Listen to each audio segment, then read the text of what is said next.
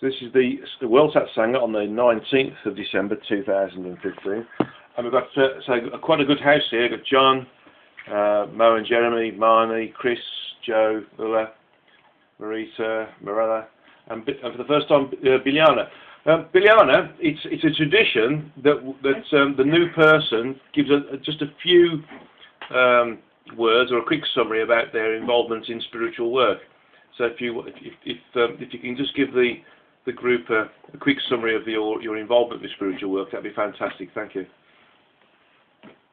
So, whole, you mean from the beginning of my spiritual work, or? Yeah, for when you started it, basically, yes. I started it 25 years ago, and with actually the knowledge of Barbara and Brennan. In late 90s, I met her graduate. Somebody comes to Slovenia, so I learned Barbara and Brennan modality of healing. And after that, I joined some spiritual schools. I'm still the student of one spiritual school, and then a few years ago I met Guy, and that's it. I meditate regularly. I'm doing healing work and other things. That's great. Biljana is one of my level 3 students from Slovenia. There's a lovely group over there that is growing and developing. I'm told that the sound quality is not particularly good. I'm just going to try something else. Can you let me know if this sound quality is better now? Is it better if you can give me I think Ulla's got the best response from this side. It's worse now. Okay. So I'm just going to leave it as it is. Let's just change that. How does that sound? Okay. Okay. Right. Got white noise. Okay, we'll have to leave it as it is for the moment, because this is a better. This microphone I've got here, I'm borrowing it at the moment. It's a better microphone that's on the laptop. We'll have to go there. Marita, if you can put your microphone on mute, it'd be great, because we're trying to get rid of any background noise, and the same with Chris as well. So if Chris can put his on the mute as well, it'd be great. Okay. So I'm just going to look at the agenda for this week. We've gone through the greetings and stabilisation of the system, and then we're going to go through what being christened means, and then we're going to go through some of the participants' questions, which I've got quite a few of, and they're quite in depth as well. Yeah, Marita, I think we're loving having your cat on. If you can put your microphone on mute, it'd be great. Thank you. Great. Okay. I think Chris's was on as well. Chris can turn his off. And I think Joe's. Yeah, I think Joe's was on. The microphone was on as well. So if you can turn all your microphones off. Yeah. Yeah. Oops. Can't hear Guy. Yeah. Can't see you. Yeah. I can't hear Guy either. Yeah. Can you? Oh. How's that sound? Can you hear me now? Yeah. Okay. Yeah. Right. Okay. We'll leave it at that then. Okay. Fantastic. We thought we'd say cat meditation. Yeah. They're from Cirrus, they are, apparently. Okay. Okay. So we've got stabilisation. A quick comment about what being christened means. Lots of questions from Ulla, Chris, and Mirella, and then the end of meat meditation, which is basically a cleansing meditation. So I performed with the Slovenian crowd, which was a very nice meditation. I should say group there rather than crowd. They're a great group actually, and this is a very nice meditation actually. It's very very nice just before Christmas. So getting on to christened, what does christened or christened mean? And I'm going to go through this as quickly but as clear and concisely as possible. But in essence, it's a way of describing a certain level of purity, and that level of purity is assigned to the, shall I say, the ability to be in contact with one's higher self or true energetic self, Godhead or over soul, whichever of those words that you use to describe it. And it's almost like a way of describing somebody. If somebody is at that level of purity where they are in contact with their higher self and, of course, Source or God, depending upon, again, which words you like to use to describe this particular aspect of which we are part of. So it's this. I'm not going to call it a badge of honour, but it's more of an understanding of somebody who's achieved this level of connectivity. So being Christened or christened is a way of saying you've been made pure. Now, we know that we call Jesus Christ, but we don't understand why we call Jesus Christ. But Jesus was christened or christened. Now, the story goes in popular religious history that he was baptized by John the Baptist. And we use that sort of function these days by bathing a newborn baby or a child in holy water to baptize them or christen them. And the whole of the function behind it was to remove the dirt off them, to prepare them to be a more cleaner individual, and that was one of the ways in which that was understood. But when we were working with the church in those days, we had to be keep ourselves clean, groom ourselves properly, look after ourselves, and help to look after those who are part of the church, etc. But in real terms, what it means is that we have had our sins removed. So John the Baptist would have been an individual who had the ability to remove a lot of the sins of a truth seeker. And this sort of fits in quite well with the work of a guru. And Ula's asked some questions that he's going to lead into this, so I'm going to sort of only summarise it right now before I go into the depth with Ula's questions. But in essence, what we have is being christened is a result of having somebody who is frequently adept or is working on a higher frequency, has the ability to remove some of the karmic debt from us, to make us cleaner, to make us exist without any of our own work initially, to exist in a higher frequency and then start to get access to higher frequency functionality. So being christened is about being given the ability to be pure to a certain level. But when we have this name Jesus Christ, or somebody who had Christ after their name, it really refers to the fact that they are pure and they are in a position of connectivity with their higher self or their creator or the greater reality. And so there's two parts to it here. There's the christened bit where you're giving a helping hand or a kickstart, so to speak, by your teacher or your guru or your sifu or your sensei. And then you've got the bit that is assigned to you when you are pure in your own right, and therefore you're able to communicate with Source, with greater reality, with your higher self, etc. And everything that is surrounding us that is part of the greater reality that we don't normally access as incarnate human beings. And so this is what being Christian means. It's a function of being made purer, being cleansed, having karma removed, as a result of the guru doing it. And historically speaking, from a Christian sense of view, John the Baptist did that, because he even helped Jesus apparently. I'm just being told that historically speaking, this isn't what happened, because Jesus and John the Baptist were brothers, and they both went through a baptism process or a similar level of karmic removal from their teachers when they were being taught in their own right. But in terms of others working with them, that's what John the Baptist did. He helped people to become pure by removing some of their karmic debt, so that they could start to work on their own progression through the use of an adept teacher as well. And so being christened is a purification process.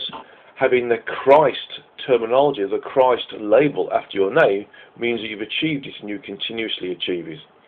And this is what it's all about, to be christened in this way. And so let me just have a quick look at the questions now, because some of these questions are link into this, specifically Ula's questions, and later, actually all of them do, because we've got Mirella's questions and Chrissy's questions. They all link into it in some way, shape or form. Let me just get the information up. And Ula, if you can cut and paste the questions in for me, thank you, and I will vocalise them for the recording. Okay. Right. So Marilla says, since your topic is about purification, I'd like to hear your perspective on changing human sexual practices and preferences. And last bit is, these questions are difficult or not appropriate, then we can discuss them offline. And my response is everything's appropriate. So we can discuss it now, because it needs to be broadcast out there for people to understand in some level of greater detail, so to speak. So the first question is, why do so many supposedly spiritual people get entangled in sexual scandals with their devotees, students or children? And a good example was, why would Gandhi sleep naked with his nieces as an old man, but was celibate for years with his own wife? Why would Charles Ledbetter bring a lot of good information for mankind? Charles Ledbetter and Annie Besant were both Western yogis who were trained in India by how to meditate and how to contact the greater reality. And they wrote a number of books upon the information they brought back. One of them was the visualization of the Anu, which is, interestingly enough, the Anu was something that was actually captured by a new form of Kirlian photography by my late father-in-law, Dennis Milner, and it's visible in his book Cosmos, by the way. And I was really quite impressed with seeing that. So anyway, but although Charles Ledbetter brought out a lot of good information for mankind, but in his private life he was purported to be a paedophile and classified by Jiddu Krishnamurti as being an evil man. And so I'm going to leave there's three parties, but I'm going to leave those two, because there's a third party which needs to be answered separately. In Hindu philosophies, the guru took on board the complete control of the student, and it did that for a reason, because the students needed to be guided through the lower frequencies up towards the higher frequencies, and so that allowed them to become more adept and start to work with higher frequency work, meditate properly, communicate with the greater reality properly, communicate with other entities, whether they were astral based or whether they were higher frequency incarnate or whether they were disincarnate. And one of those things that they had to do was to remove the karmic debt, or a proportion of the karmic debt from that particular student they were working with. And so it was quite normal for a student to have this debt removed. Now, in terms of that debt, it is fully understood that this was part of the process. The student came in, had some karmic debt removed. But sometimes, not all the time, but sometimes, certain students had to be treated differently. And that meant that at times, if they were very good students, they would be allowed to sleep with or close to the teacher. Now, this is a purified answer. Now, it doesn't answer individuals who take advantage of children or have strange perverted sexual practices as a result of it. This is an absolute pure response as to the reason why certain Hindu gurus allowed their students to sleep close to them or in their own beds. Okay, so it's just to clarify this, and that is that they kept them close to them so that they still maintain their frequential state, because a student will get to a certain level where they think they've made it, they think they're on the way up, they think they've got a certain level of advancement, and therefore they're immune to the attractions to and the intoxications of living in the physical world, the material world, their incarnate condition. And so they do sometimes get lured back into it. And so the teacher will, for these individuals, make sure that they sleep close to them. And in sleeping close to them, they stay within the energies of the student, the teacher. The student stays within the energies of the teacher, and that protects the students from dropping down the frequencies overnight. So they are maintained in this higher frequential state. This is also used for students who are very good, who are progressing well, and who are showing extreme promise in terms of being able to become a teacher in their own right. So in the same way, the teacher will allow them to sleep in the same bed or in the same room or close to them. Sleep at the bottom of the bed, for instance, at the foot of the bed or to the side of the bed, to make sure that student has its energies maintained at a high frequential level, so that his own or her own progression is maintained in an upward profile. So you've got two situations there: one where a student is at risk of dropping down, and another one where a student is showing extreme promise and therefore needs to have their upward frequential progression maintained upwards. And so the teacher does three things for the students. One, it removes their initial karmic debt or a chunk of it to allow them to have a head start. It protects them in their times of weakness and rewards them when they're doing well. And so you've got these three episodes where they may become close to them in an overnight condition. And sometimes students are known to be at the feet of their guru in daytime as well, staying close to them, as close as they can do to be within these energy fields. Now, a direct relationship to that, with what we know now, is that children, when they're young, don't like being parted from their mother. And they cry when they're away from their mother, and they only settle down when they're back close to their mother, when they're being cuddled by their mother or held by their mother closely. And basically, what's happening here is that a child, when they're a certain age, doesn't have the natural protection that an adult has via their auric field, from being attacked or being infiltrated by low-frequency astral entities or other individuals in the household and external to the household who may be thinking or behaving or maybe attracting various different low-frequency conditions. And so the child will seek refuge within the auric field of the mother, because the mother's auric field is adult, and it's much stronger, much more capable, much more developed. And so from that perspective, the child will move into the auric field. So there's a direct correlation there between the infant and the mother, and the student and the guru, the teacher, in terms of staying close to each other. So that explains in a very pure sense, very energetic sense, why there's this relationship that sometimes progresses out, during the sleeping period, when a teacher is close to the students. Okay, it doesn't remove the issue of certain teachers taking advantage of that, and that can never be condoned in any sense or any way, shape, or form. It's just that there's a reason for it, and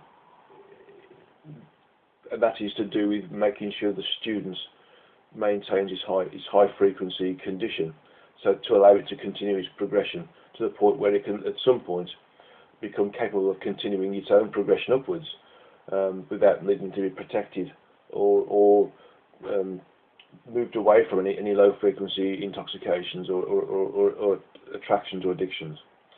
Okay, Um, that answers the first two parts of question 1 from Ella. There's a third part here which says, is there a bigger reason behind the exposure of the Catholic priest scandals where child abuse or even satanic rituals are involved?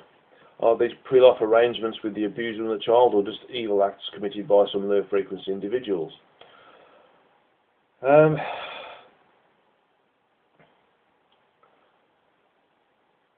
the information I'm getting through is that there are individuals who take advantage, basically, and they take advantage because they're in positions of power, and this is an unfortunate condition of humanity, is that positions of power corrupt, absolutely.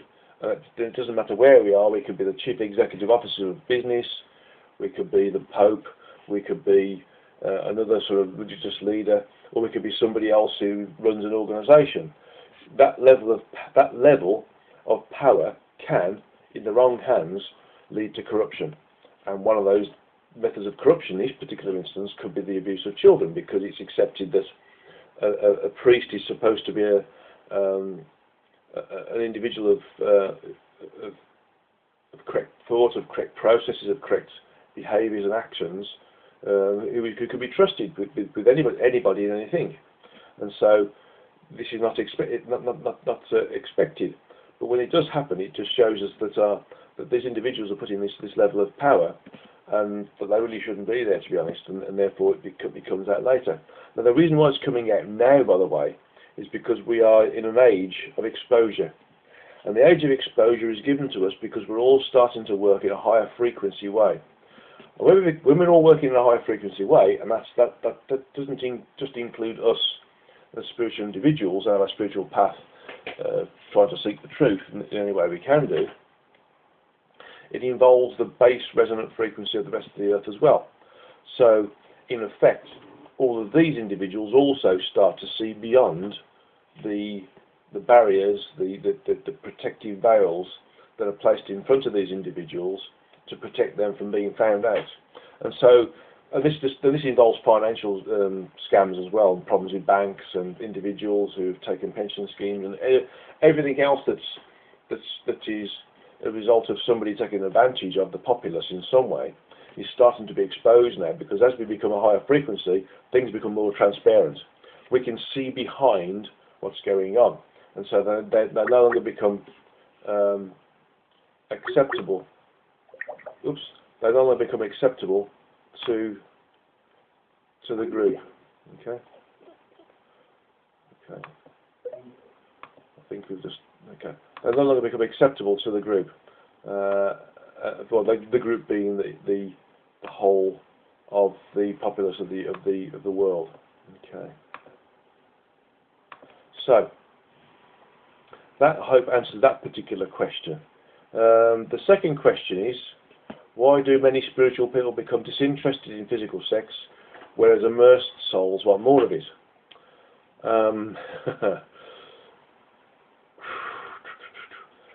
The long and short answer to that question is that as you become higher frequency, sex, when used as a recreational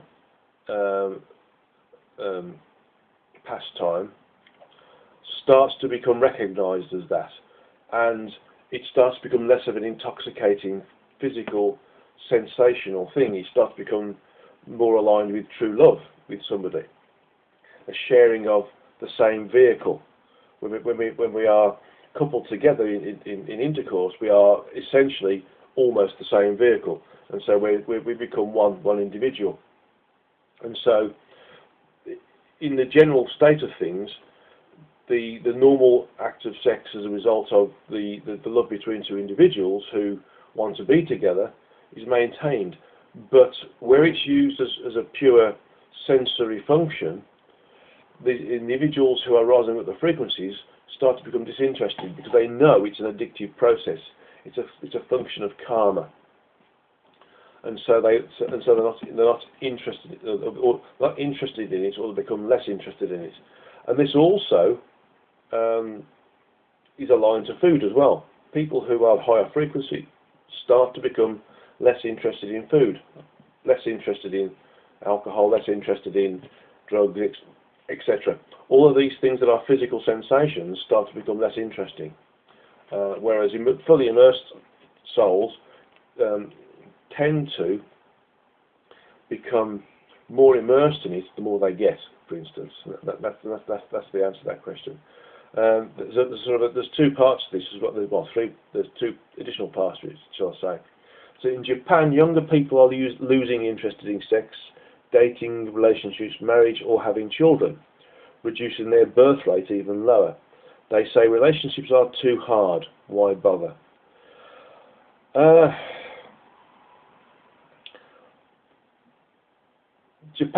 Japan, like China, is a place which is experiencing extremely fast change processes in terms of how they're experiencing existence here. And most of the Japanese people, in this instance, are probably saying this because most of what they're doing is being done on the internet. So they're not having to move themselves out of their environment. They have an environment that they've created, a persona they've created, like an avatar, for instance, of themselves. And so therefore, they are living in a completely different environment that is protected, so to speak. It protects them. They don't need to go out and fight against the world. You know, the queues of people to go to various different functions or public transport, for instance. They need to go to work, for instance, to interact with people to make a living. They don't need to interact with individuals or go through the whole courtship process to talk to somebody.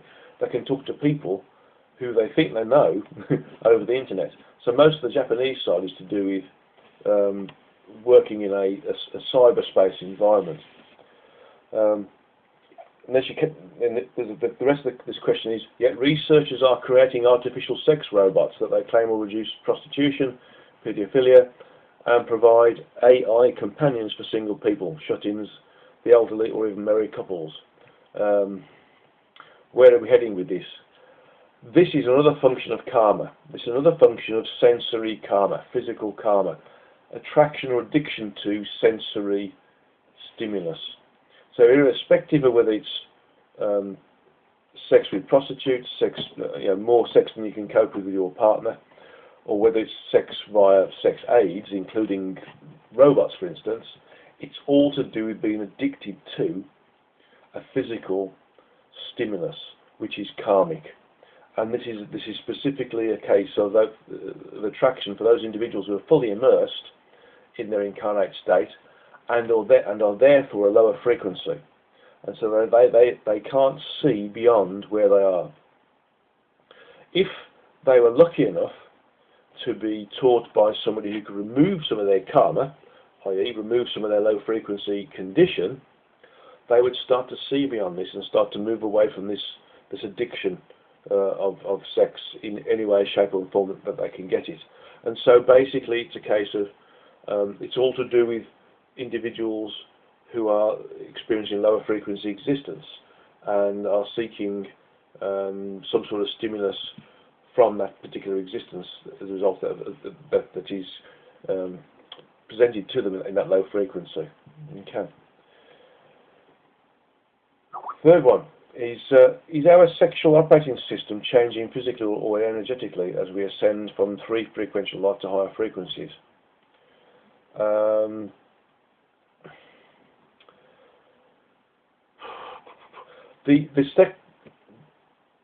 Okay, I'm just being told what to say here. The sexual operating system is a function of duality that is required in this particular frequential state on this particular planet. In a lot of other physical planets, we operate in a hermaphroditic state, for instance, or there is a method of materializing the body from those individuals who are who are incarnate in a higher frequential incarnate vehicle. And so we will change eventually away from physical sex as we know it at the moment when we get to a higher state of frequency, because the human physical body won't need to be reproduced the way it is now. It's simply a very mechanical way of achieving it, based upon the need to allow the physical vehicle to reproduce itself when those physical vehicles start to wear out or demise. And that allows more vehicles to be used for us to incarnate into. It's a little bit like, if you think of it in terms of a motor car manufacturing plant that's completely controlled by a computer and robots to make them. They are creating the motor cars themselves, and eventually at some point the computer would work out that it needs to replace itself, and so it would create itself, recreate itself, make a new version of itself that's more capable of coping with various different environmental conditions. And so we have the same thing with the human body. So as we get higher up the frequency, this particular level of reproductive system will start to change. And at the bottom, there's two more questions here. Is that why we have more exposure to homosexual conditions, bisexuals, transgender people, and practices such as polygamy or polysexual activities? There's two answers to that question.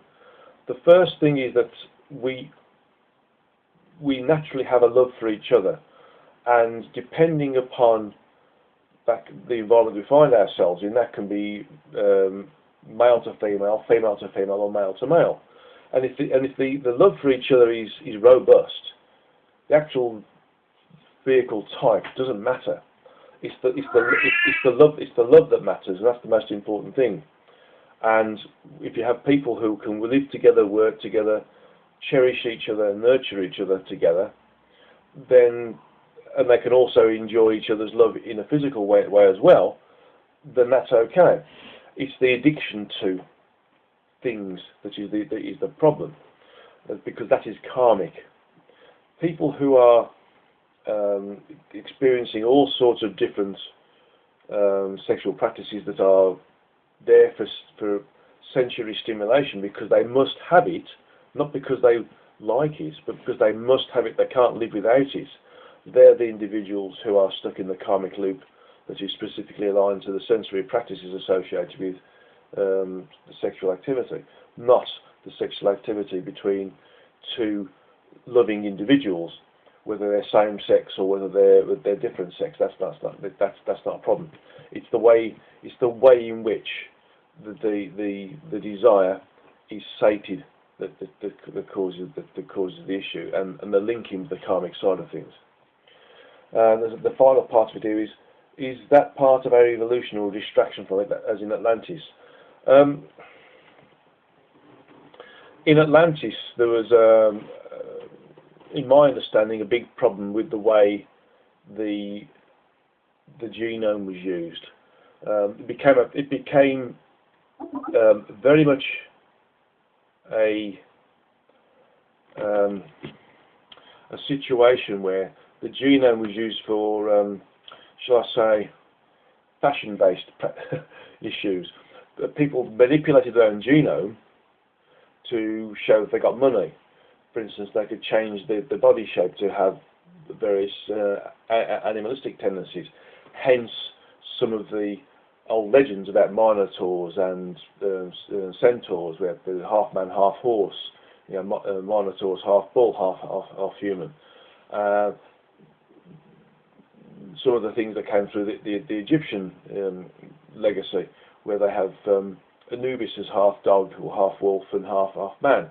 And there's a bunch of them, I can't remember the names of now, that show various different half animal, half human genomes. They're all, shall I say, individuals who have survived the Atlantean fall, but have been helped, but were high enough in the structure to be able to survive and still try to help to create a new civilization afterwards. They were obviously very rich people, those individuals, but they managed to manipulate their genome. And not only did they manipulate their genome as a result of fashion, but they could also do the same thing with their sexual practices as well.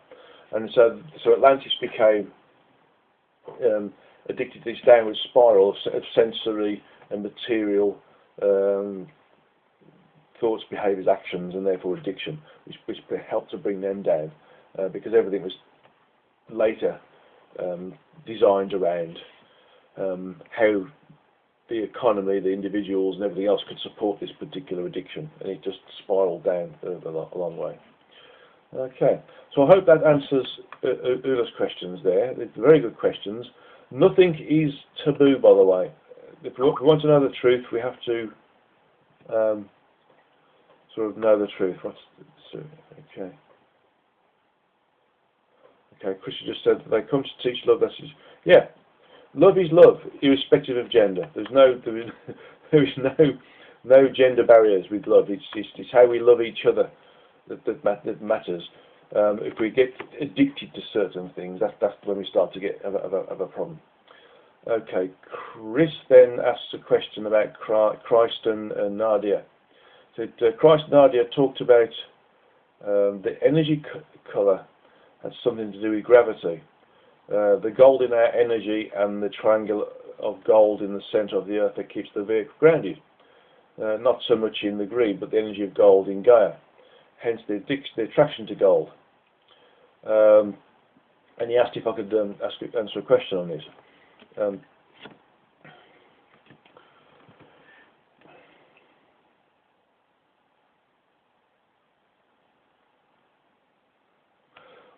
My understanding of gold, from what I've been given just and before, is that it gained popularity because of its longevity. Gold was particularly resilient against all sorts of things. Similar to lead, it's very close to lead in the periodic table. It is good at protecting us from all sorts of illnesses and ailments. Same as silver. Silver is very good as well. Silver is very good for removing viruses from us and killing viruses off. And so gold was a very sought after material. We could build things with it because it wasn't. We could roof our buildings with gold because it wasn't going to deteriorate. We could even now we use gold in printed circuit boards because it's a very good conductor and it doesn't corrode. And it was also good for creating long-term things that we could use for decorating our house, for instance, or our the areas that we used to sort of worship in. And so gold was very much a case of something which was wanted, in demand, because of its overall resilience to and protection from a lot of things. So it had a very good spiritual function, but the moment it became rare, so to speak, or desired as a material wealth, it started to become a completely different thing. So it sort of flipped it on its back, basically.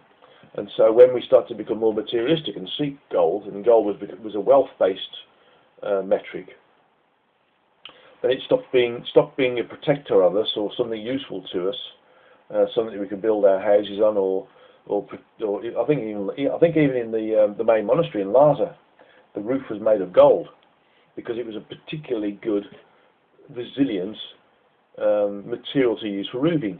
We know that lead's good for roofing. Lead gets stolen out of our roofs. But gold was also very, very good. Copper's good as well, of course.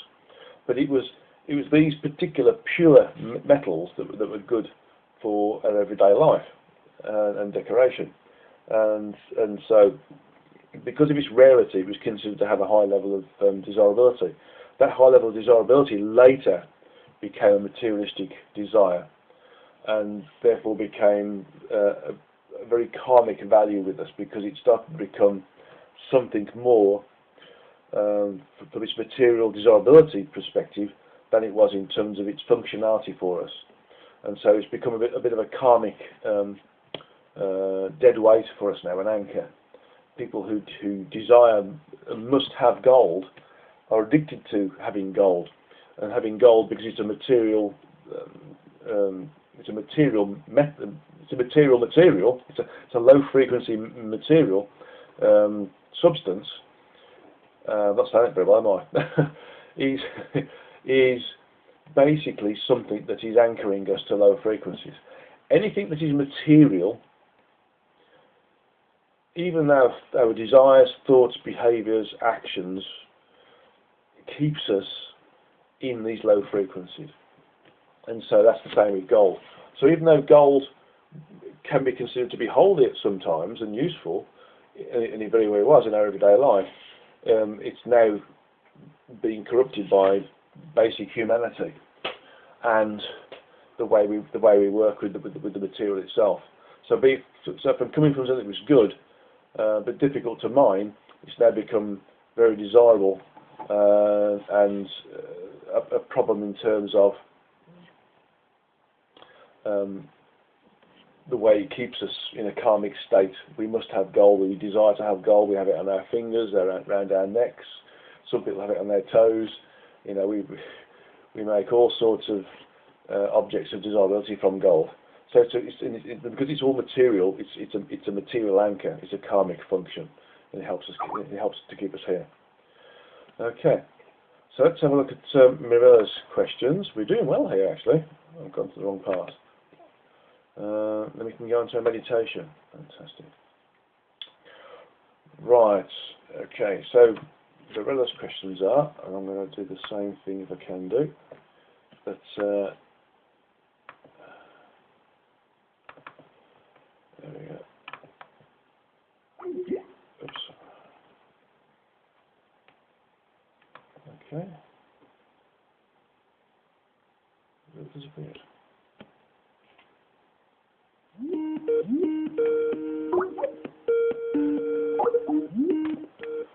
think we've had a little Skype drop out. I'm just going to turn things off for a moment. We'll settle down. The recording. Okay, so Marilla's question was, there were many Marys mentioned around Jesus. Was that as a code for Jesus' female students? I'm going to ask that question because it is very interesting. Was it a code name? A bit like C for Charlie in the Vietnam War, for Viet Cong, VC or Charlie. Yeah.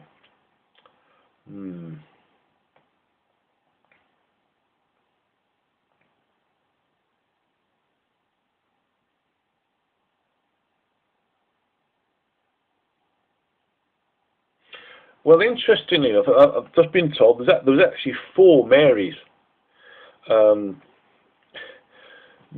Mary or Maria is quite a popular name certainly in areas of religious deliverance, so to speak. Certainly within the Jewish quarter. And I might be sort of completely wrong here, but I know that from a Catholic perspective, Mary or Maria is a very popular name because it's always associated with the Immaculate Conception and Jesus' mother. But Mary, I'm told, was a very popular name in that period of time, and there was 4 Marys within the group of disciples, the female disciples that were with Jesus. My understanding is that there was 12 male disciples and 12 female disciples, making 12 couples. Therefore, the duality being contained. There needs to be a male and female to ensure that we have the duality removed from being a duality, but being a complete whole. So the complete whole of 2 people together, a male and female together, times 12, meant there was 12 whole disciples. But the history books were very male orientated in those days,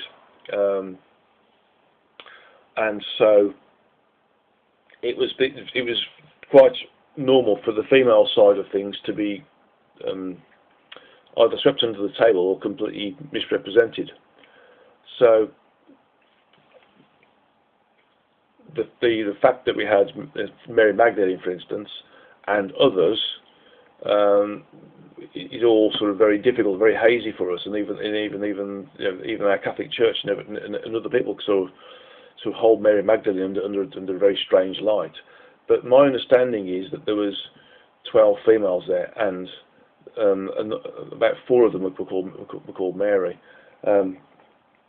Now I know that I gave Chris some time ago some names for the female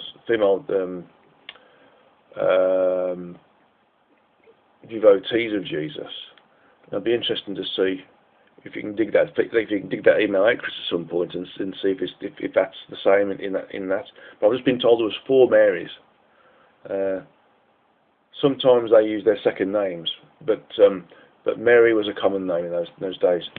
So that may well help. Okay. Let's have a look at. Yeah, Mirella says she'll be interested in the names of the others. I'll see if I can dig out the email I sent to Chris a long time ago to work that one out. Okay. Okay. Right, let's check and make sure we're okay. Are you still there, Ulla? Are you okay? Okay, can you hear me okay? Because unless you say you're still not connected, or was that before it all came back online again? Okay, Billiana's there, good. Okay. Okay, right, good. Right, let's go back to the emails. And this is a very good question, actually. Very, very good question.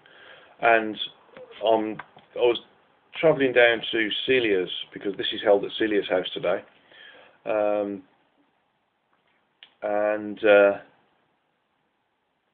one of the things I picked up is the reason why we had this particular function.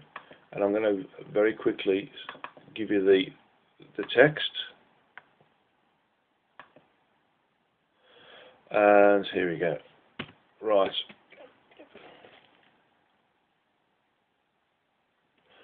Okay. So, why are all major teachers always in male bodies? Is it because they would not be acknowledged as masters as a result of patriarchal conditions? I'll try and add you in again. You look like you're on here, by the way, Ulla, from this side. I'll see if I can add you again. So it makes a difference this side. According to this, you're online, Ulla. I don't know why. Looks like you're here. So.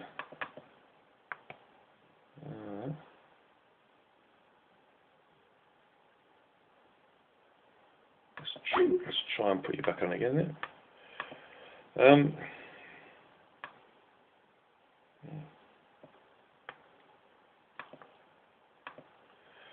Need to get Ulla back online again. So, one moment while I rescue Ulla from. There we go. That's a cool. Let's pull her back on again. My understanding is that the male body represents neutrality and not a patriarchal, matriarchal condition.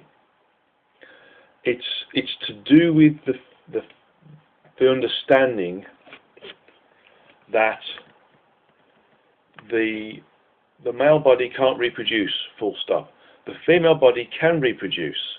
It can reproduce as a result of various different methods that doesn't include the interaction with the male body.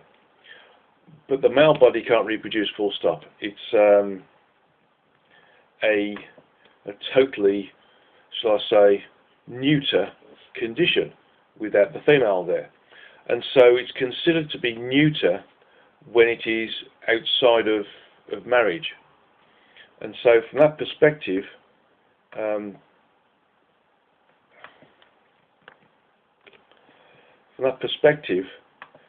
the male person, the male body, is used for a lot of the traditional, should I say, and even recent, the modern delivery of important things.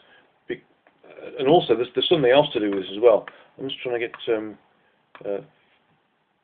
Marnie back online and Ulla back online, because they've been suffering.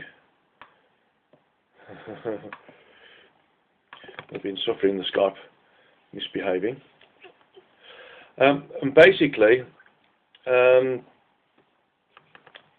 it's because of this neuter condition, this neutral condition that the male body is basically, and so that's why the male function, the male body is used. I was given something else, but I'm struggling with technology now, so I'm struggling to remember.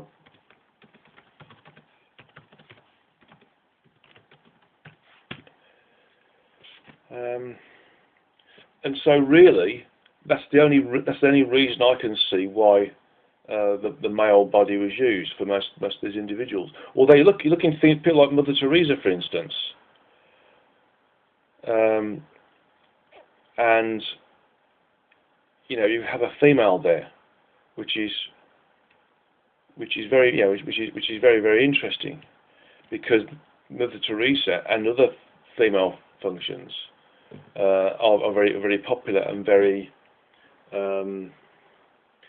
very powerful figures in terms of their ability to deliver the truth. And there's a lot of good Hindu female gurus as well, gurunis as they sometimes called. Okay, so I hope that's answered that particular question. I'm just going to put the recording on hold a moment because I can't get Ula and Marnie back in again. I'm just having a quick look. Oh, Ula's back in again. Let's see if I can get her back in the call. Okay. Well, I can't pull her in that way. Add people to the call. Okay.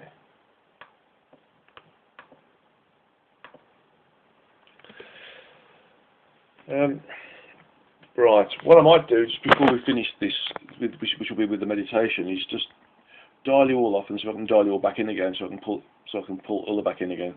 Just one moment. So, really, the male figure was used as a neutral condition because it couldn't reproduce on its own.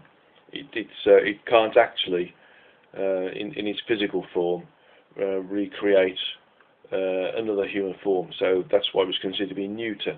And the neutral side of things is to do with not being addicted or attracted to anything, and that's why the male side of things is used there. Not for any other reasons of power or anything else.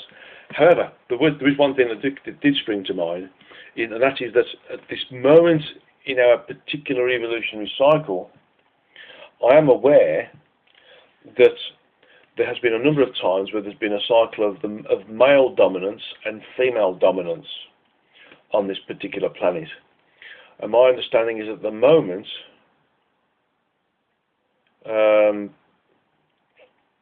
we are in a time of male dominance. So it could well be that on top of what I've just told you about the male form being classified as neuter or neutral,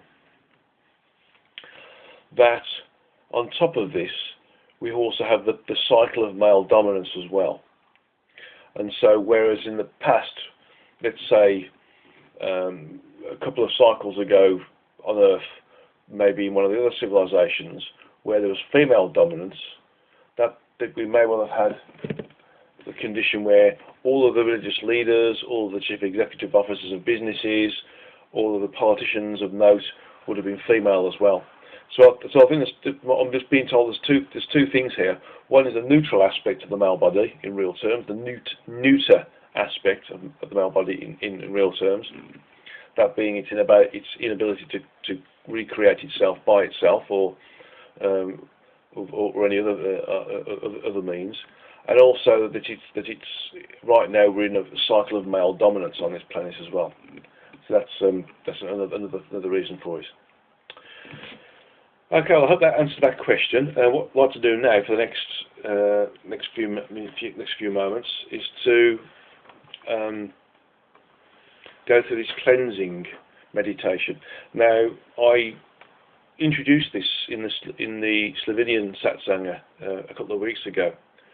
So, what we're going to do is go through, I hope, a very similar process. Okay, so Biljana, being the only person who's experienced it the first time round, should be able to tell me if it's the same process. I do tend to sort of change slightly depending upon how things come to me and how things get modified or improved, etc. Okay. So what I want you to do is get yourself into your preferred position for meditation.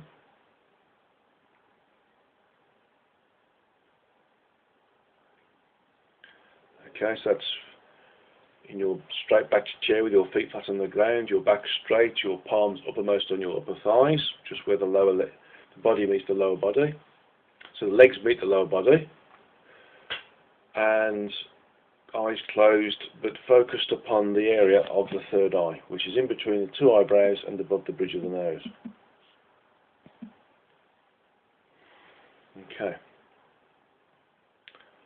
And I want you to visualize, or if you have trouble visualizing, use your mentally spoken words, that you are seeing a lift in front of you, and the lift door is open, and inside is myself.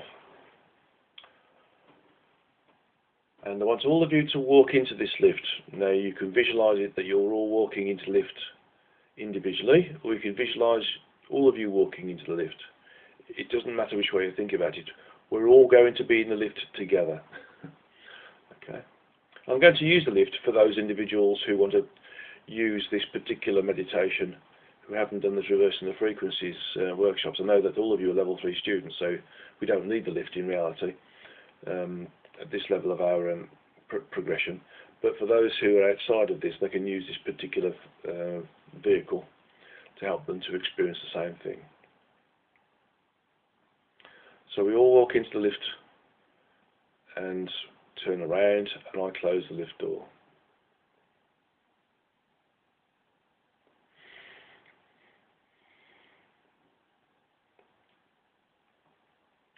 And I press the button for the highest frequency. This is the 408th frequency. And so the lift rises up from 0 to 1, and 2, and then accelerates to 4, and 6, and 8, and 10,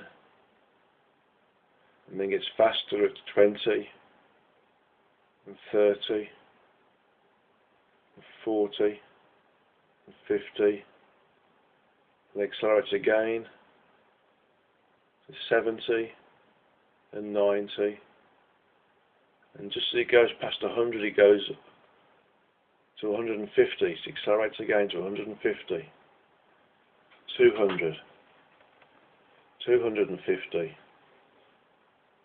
300, 350, starts to slow down at 370, 390, slows down again at 400, and slows down again 405, slowly now 406, 407, slows down, comes to a final standstill at 408.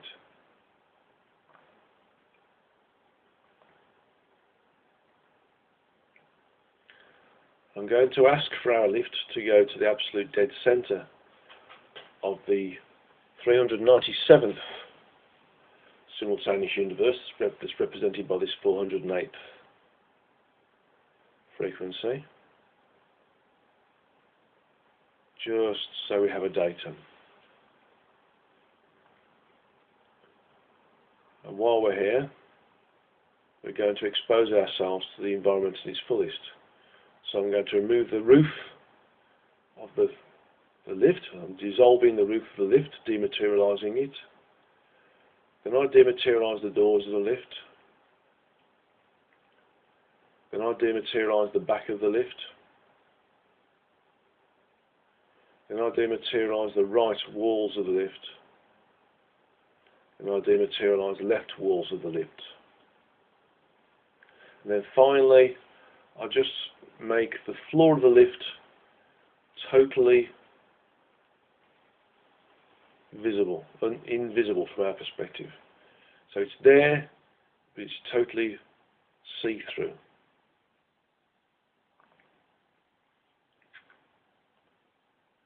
We have this totally glass-like bottom.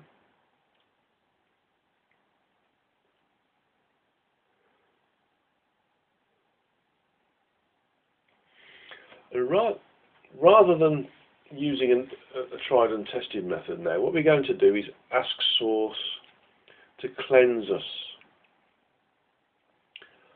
to remove our karma from us, our addictions and our attractions, our low frequency thoughts, behaviours, actions, desires, our karmic links, and our karmic debts from us.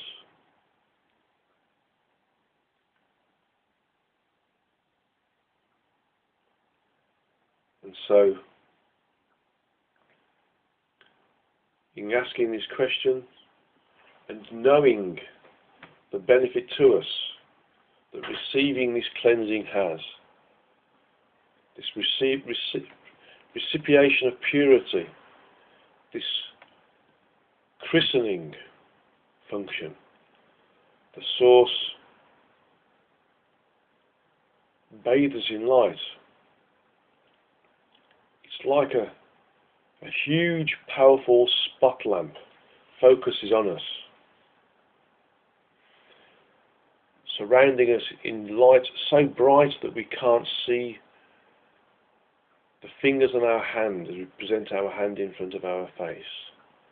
So powerful is this light, so pure is this light, so high frequency is the energy associated with this light,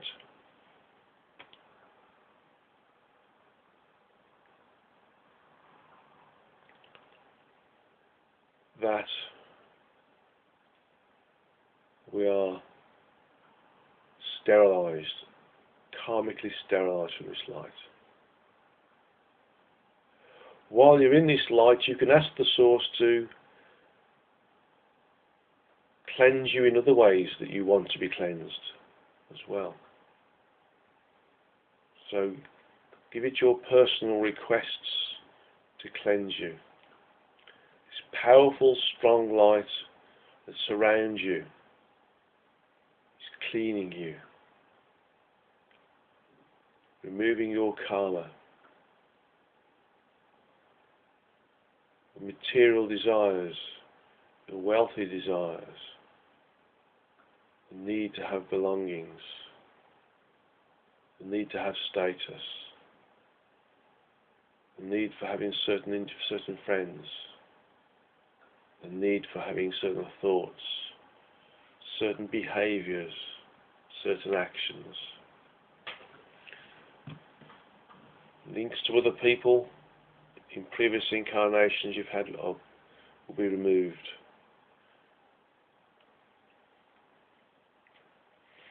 Links to other sensory addictions, desires, reasons to come back here are being removed. Any other areas of clarity or purification you want will also be actioned as well. So this very powerful, very high frequency, very energetic light is cleaning us, searching out every aspect of us that is addicted to the human form or any other form that is physical, and any other desire, intention, thought, behaviour, action, sensory stimulus associated with being here as well. So just allow yourself to be bathed in this light, cleansed, cleaned, cleared, christened, baptized if you like.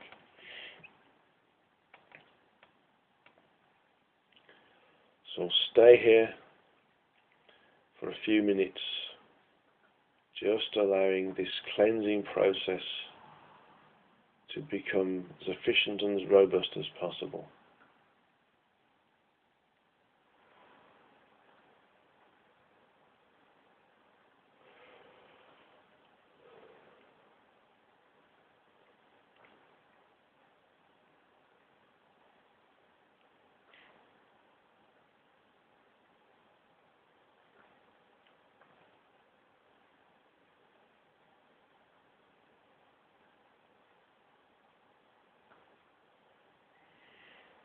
feel how your body becomes lighter. As all of the addictions, the attractions to the human state of beingness is stripped away from us.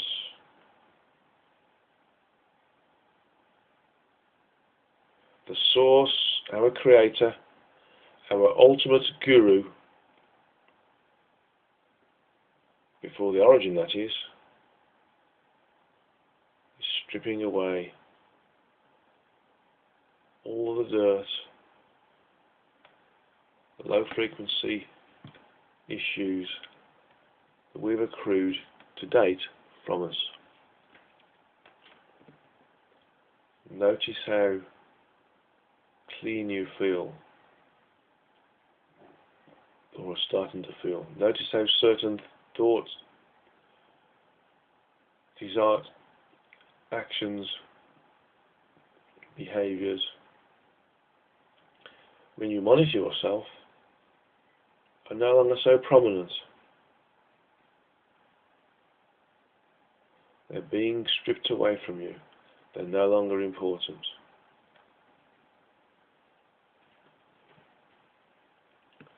As a result, you are being pulled up the frequencies as a result of the cleansing. It's like you're underwater, and the little weights that are holding you down, stopping you from bobbing up to the surface, are being cut off you one by one, allowing you to become lighter and lighter and less susceptible to being held down by these weights, until there's enough weight, enough karmic weight removed from you that you as a little bubble or a little balloon under the water starts to rise to the surface slowly, then faster and faster, till eventually you start to accelerate to the point where you cannot be stopped. You're rising to a higher frequency state. And even the interface between water and air doesn't stop you. This bubble or balloon that's been kept under the water, you move up from the surface of the water and you start to rise up into the air, getting higher and higher and higher. This is the feeling you should be having as these low frequency attractions, addictions,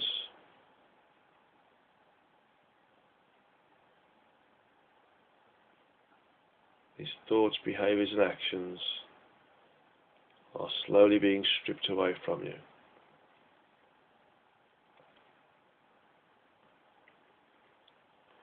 Your body is lighter, your environment is lighter, your thoughts are lighter. Any ailments or tiredness or damaged joints or illnesses are slowly removed. You feel as if you can leap over the highest skyscraper. You can jump through walls. You can walk underwater. You can fly through the air and to different planets. This is how you feel when you've got all of these karmic influences removed from you.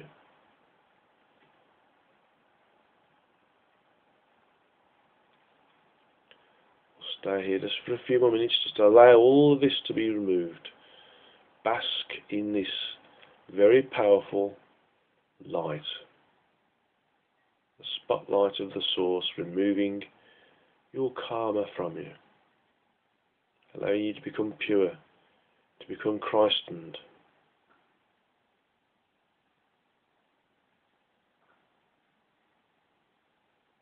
in your sense of purity, you would be classified as somebody who is their name and then Christ afterwards.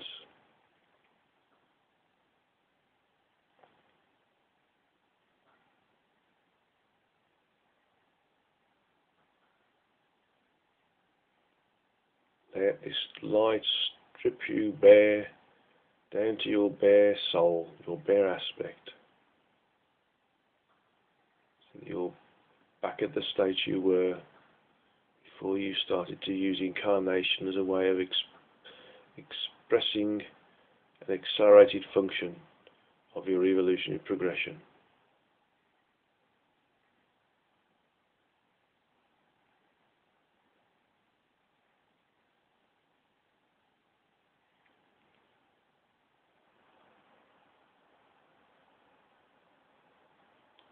No part of you is spared.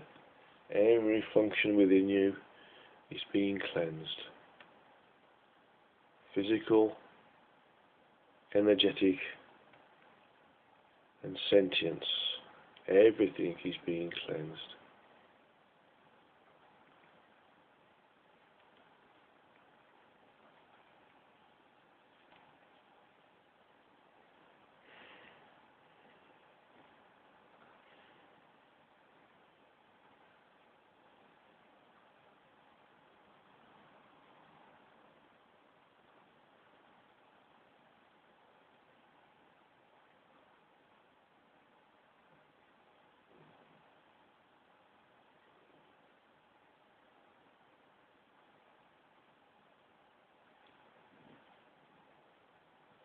Record this feeling in your energetic memory, that memory that's part of your true energetic self and not your physical memory.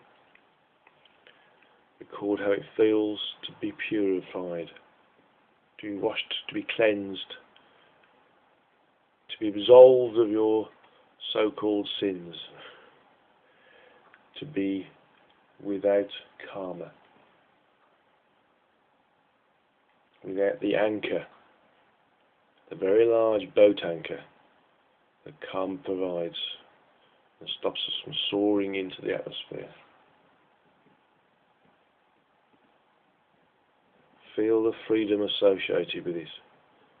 Feel how your body feels like it's brand new. There's no aches and pains, there's no illness, there's no shortness of breath, there's no difficult joints or arthritis or rheumatism. It's all fully functioning, highly efficient,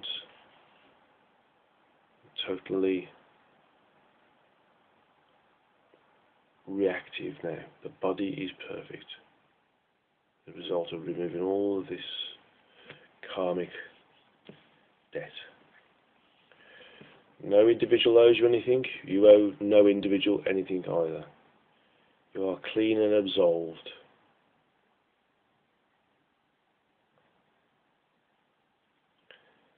So with the cleansing process completed, the light of the source, this cleansing function of the source, removes itself from us, leaving us as a little group together on a transparent platform that's the basis of the floor of our lift, within the centre of this universal environment that's represented by the 408th frequency, this 397th environment, universal environment. And so with the job done, the cleansing process completed, I'll start to rematerialise our lift. And so our floor becomes opaque again, and our left wall rematerialises, our right wall rematerialises, our rear wall rematerialises, our doors rematerialise, and the roof rematerialises. And I'll press the button for the zero floor, the earth level, and lift starts to descend below the 408th frequency, the 407th, 406th, and then accelerates to 404, 402, 400, then goes faster to 390, 380, and accelerates again, 360, 340, 320, 300, then gets faster at 250, 200, 150, slows down when it gets to 100, and then 80, and 60, and 40, slows down again at 20, and 10, slowing down at 8, and 6, and 4, slows down again at 2, and then 1, and then finally at 0.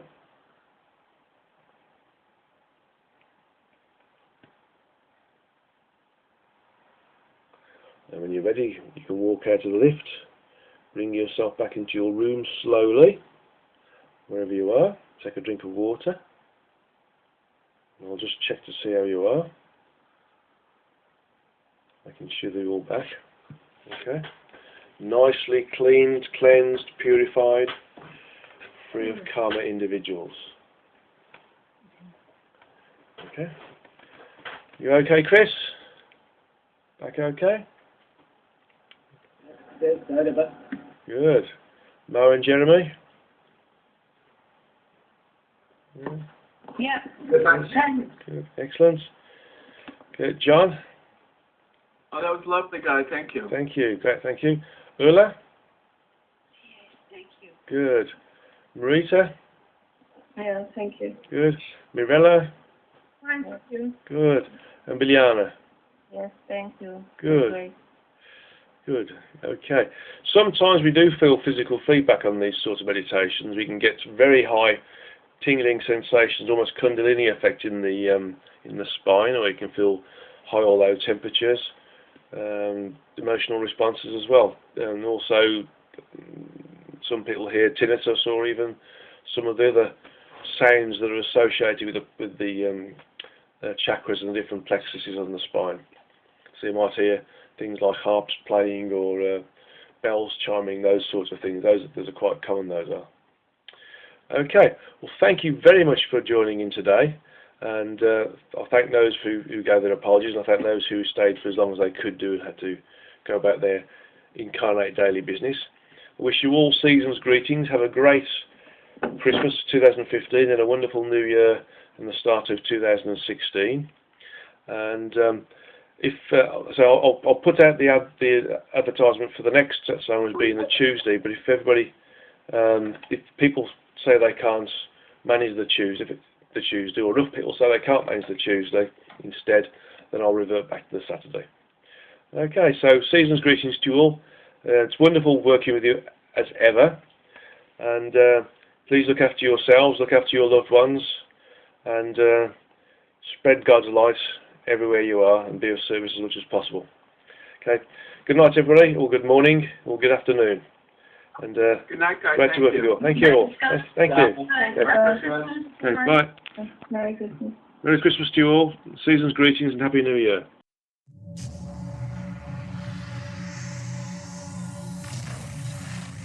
Did you see the aliens in Crete?